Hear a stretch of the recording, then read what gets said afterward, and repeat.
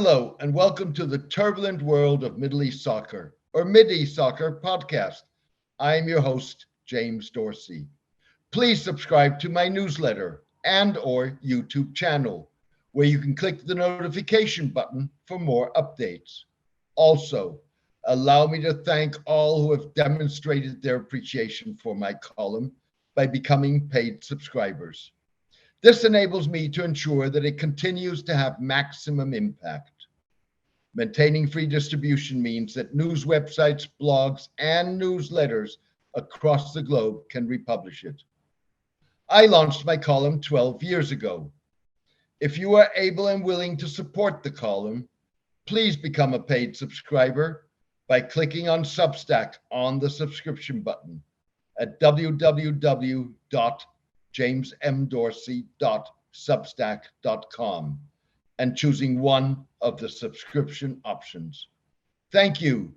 Take care and best wishes. Hungary didn't qualify for the Qatar World Cup, but that hasn't stopped Prime Minister Victor Orban from exploiting the world's current focus on soccer to signal his Putinesque definition of Central European borders, as defined by civilization and ethnicity rather than internationally recognized frontiers. Mr. Orban drew the ire of Ukraine and Romania for wearing to a local Hungarian soccer match a scarf depicting historical Hungary, which includes chunks of Austria, Slovakia, Slovenia, Croatia, and Serbia. It was the second time in a matter of months that Mr. Orban spelled out his irredentist concept of geography that makes him a member of a club of expansionist leaders that includes Russia's Vladimir Putin, China's Xi Jinping, Israel's Benjamin Netanyahu, and members of the Indian power elite who define their country's borders in civilizational rather than national terms. Speaking in July to a university summer camp full of students in Romania, which is home to 1.2 million ethnic Hungarians, Mr. Orban insisted that Hungary has national, even European ambitions. This is why the motherland must stand together, and Transylvania and other areas in the Carpathian Basin inhabited by Hungarians must stand together. Responding to Ukrainian and Romanian objections to his scarf, Mr. Orban insisted that soccer is not politics. Do not read things into it that are not there. The Hungarian national team belongs to all Hungarians, wherever they live. Hungary has accused Ukraine of restricting the right of an estimated 150,000 ethnic Hungarians to use Hungarian in education because of a 2017 law that curbs the usage of minority languages in schools. Slovak Prime Minister Edward Heger presented Orban with a new scarf at a recent summit of Central European leaders in a twist of satire. I noticed that Viktor Orban has an old scarf, so I gave him a new one today, Mr. Heger said on Facebook. Mr. Orban's territorial ambitions may pose a lesser threat than his supremacist and racist attitudes. Those attitudes constitute building blocks of a civilizational world that he shares with Christian nationalists and Republicans in the United States, as well as a new Israeli coalition government that Mr. Netanyahu is forming. Mr. Putin has used similar arguments to justify his invasion of Ukraine. In contrast to Mr. Putin and potentially Mr. Netanyahu, depending on how the Biden administration responds to his likely coalition, Mr. Orban is on a far tighter leash regarding territorial ambition as a member of NATO and the European Union. As a result, far more insidious is what amounts to a mainstreaming of racism and supremacism by men like Mr. Orban, Mr. Netanyahu, and former US President Donald Trump. who consistently undermine norms of decency and propriety by violating them with impunity. Speaking a language shared by American Christian nationalists and Mr. Netanyahu's potential coalition partners, Mr. Orban rejected in his July speech a mixed race world, defined as a world in which European peoples are mixed together with those arriving from outside Europe. The Prime Minister asserted that mixed race countries are no longer nations. They are nothing more than conglomerations of peoples and are no longer part of what Mr. Orban sees as the Western world.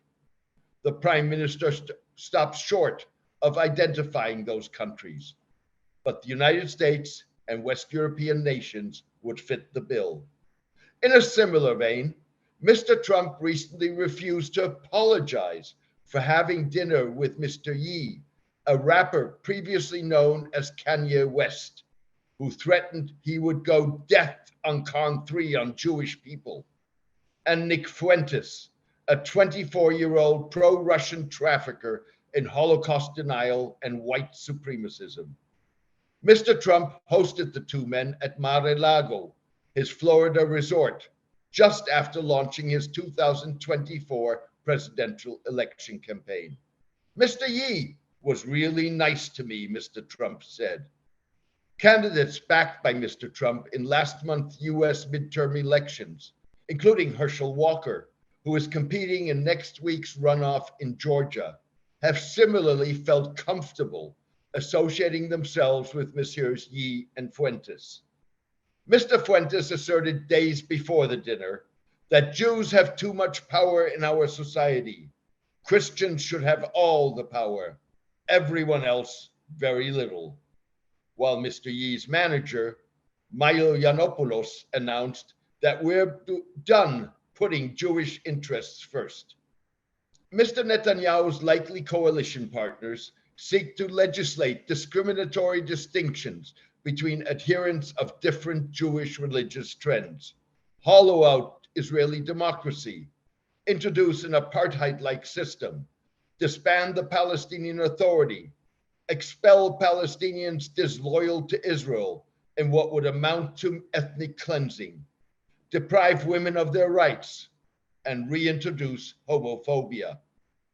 Avram Burg, an Israeli author, politician, businessman, and scion of a powerful leader of a defunct, once mainstream religious political party, warned in 2018 that Messrs. Orban, Trump, and Netanyahu are the leaders of paranoia and phobia.